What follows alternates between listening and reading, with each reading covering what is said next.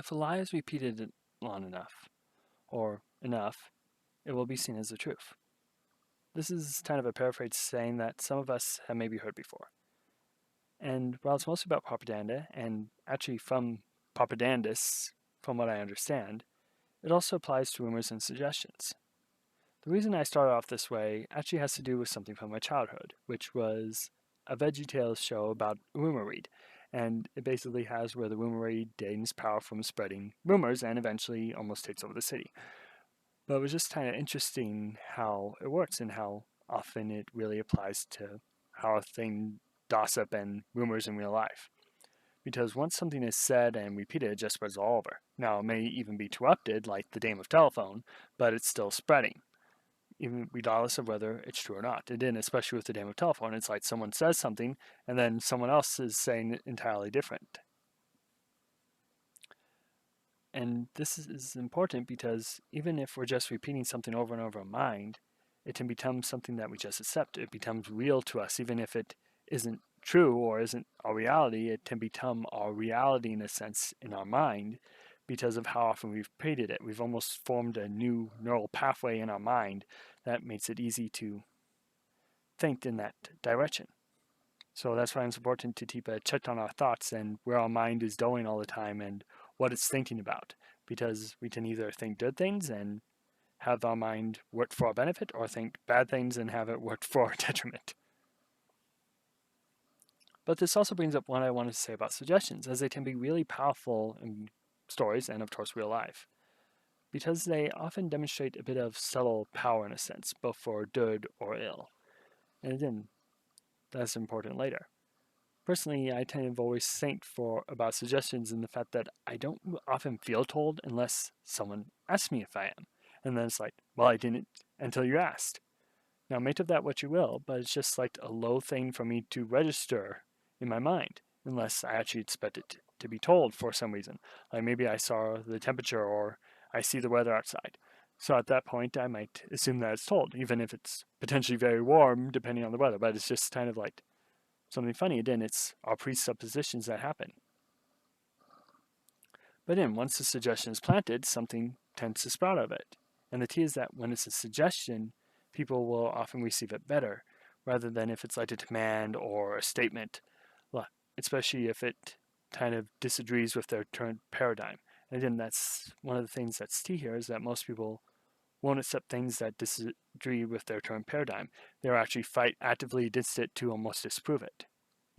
But when given as like a suggestion and letting their own thoughts kind of process it so that they come to their own conclusion of it, they're more likely to accept the suggestion in a sense because they're analyzing it for themselves. And again, this can be for ill or good purposes. Again, we have to ask what is the intent of doing the suggestion? We can look at it as someone could incite a mob just through a few words to the right people and even maybe starting a chant at the right time. And it could just be one person who's caused the mob to just act in with extreme prejudice or however it is. But then you have the person who's trying to teach a valuable lesson to someone else.